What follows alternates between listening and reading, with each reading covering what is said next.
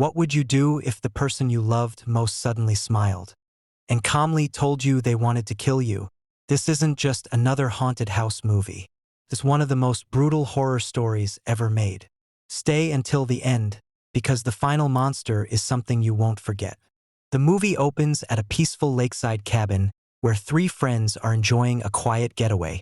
Teresa relaxes near the water until her friend Caleb startles her by flying a drone overhead. Inside the cabin, Teresa checks on Jessica, who has been feeling strangely sick since they arrived.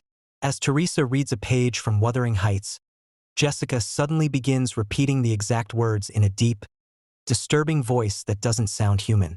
Without warning, Jessica violently attacks Teresa, ripping her scalp before charging outside. Caleb rushes in to help, but the possessed Jessica tackles him into the lake.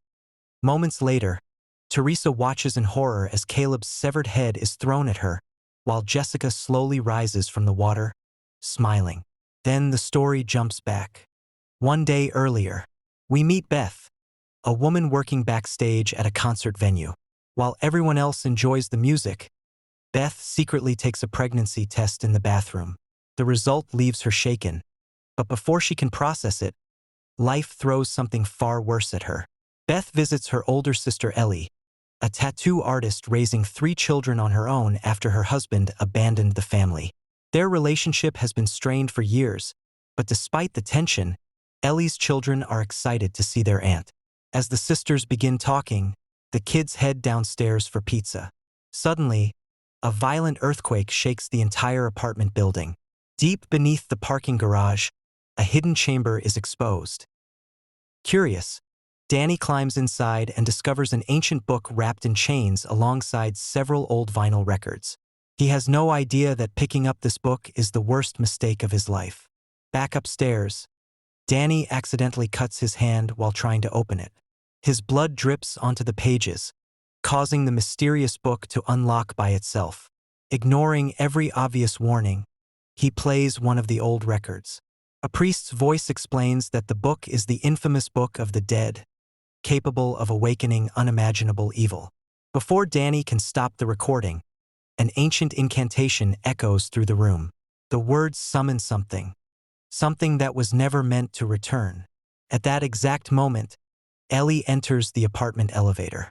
Halfway up, an invisible force attacks her. The elevator cables twist around her body, crushing and dragging her through the air before everything suddenly goes silent. Moments later, Ellie walks back into her apartment. First, she seems normal. She quietly starts making dinner, but something feels terribly wrong. Eggs crack open, except instead of yolks, they're filled with blood. Then she calmly tells her children that she's going to slice them open and crawl inside their bodies. Within seconds, her body twists unnaturally.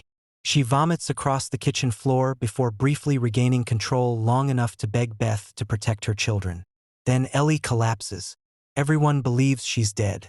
The neighbors help carry her to bed, while Beth sits beside her sister, filled with regret over the years they spent apart. Suddenly, Ellie's eyes snap open. Her body burns with fever, but when they try cooling her in the bathtub, she transforms completely. She crawls across the ceiling like a spider before unleashing a deafening scream that shakes the apartment. Now fully possessed, Ellie attacks her own family. She slashes Bridget's face with a tattoo needle before Danny knocks her away. The family locks Ellie outside the apartment, hoping they've bought themselves some time. Instead, they've trapped everyone else with her. The neighbors desperately try escaping through the fire exit, but Ellie attacks them one by one with terrifying brutality. No one survives.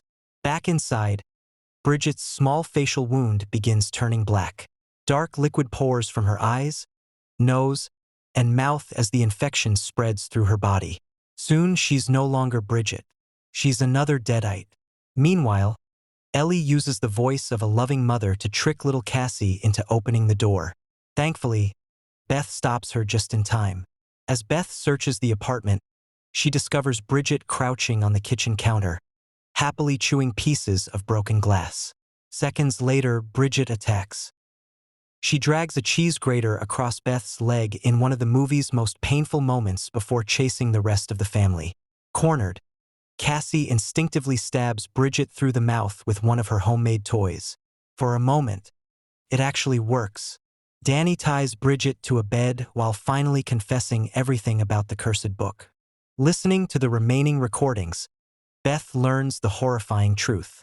The priest reveals that possessed victims cannot simply be saved.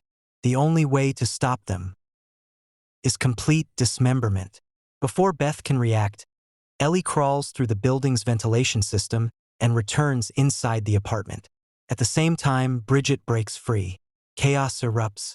Bridget fatally stabs Danny while Ellie attacks Beth. Then the demon notices something. Beth is pregnant. Instead of killing her immediately, it mocks the unborn child, enjoying every second of Beth's fear. Cassie manages to distract Ellie while Danny sets Bridget on fire. Even flames aren't enough. The Deadites keep coming. Realizing there's no other choice, Beth grabs Cassie and makes one final escape attempt. They climb down the fire escape. But every neighbor Ellie murdered has now returned as another Deadite. As if things couldn't get worse, Ellie, Bridget, and Danny begin merging into one horrifying creature made from multiple bodies crawling together like a giant spider. The nightmare has evolved. Beth and Cassie barely reach the parking garage and race toward Beth's car. The engine won't move. The giant creature catches up and grabs Cassie. A chainsaw roars to life inches from her face. Beth fires her shotgun, forcing the monster back, but it activates a massive wood chipper. As Beth struggles against the machine pulling her in, Cassie manages to switch it off at the last possible second. Beth grabs the abandoned chainsaw. This time, she's done running. She tears through the monstrous creature piece by piece, forcing the fused bodies into the spinning wood chipper while Cassie turns it back on. Covered in blood, Beth watches what remains of her sister, niece, and nephew disappear forever. Heartbroken but alive, Beth comforts Cassie as they finally leave the building together. But the nightmare isn't over. The next morning, the story catches up to the opening scene. Jessica, who lives in the same apartment building, walks through the bloody hallway before heading to the lakeside cabin with her friends. She unknowingly carries the evil with her. And just like we saw at the beginning, the cycle starts all over again. So here's the question. If you found an ancient book hidden underground, would you open it out of curiosity? Or leave it exactly where it was? Let me know your answer in the comments, and don't forget to like and subscribe for more horror movie recaps.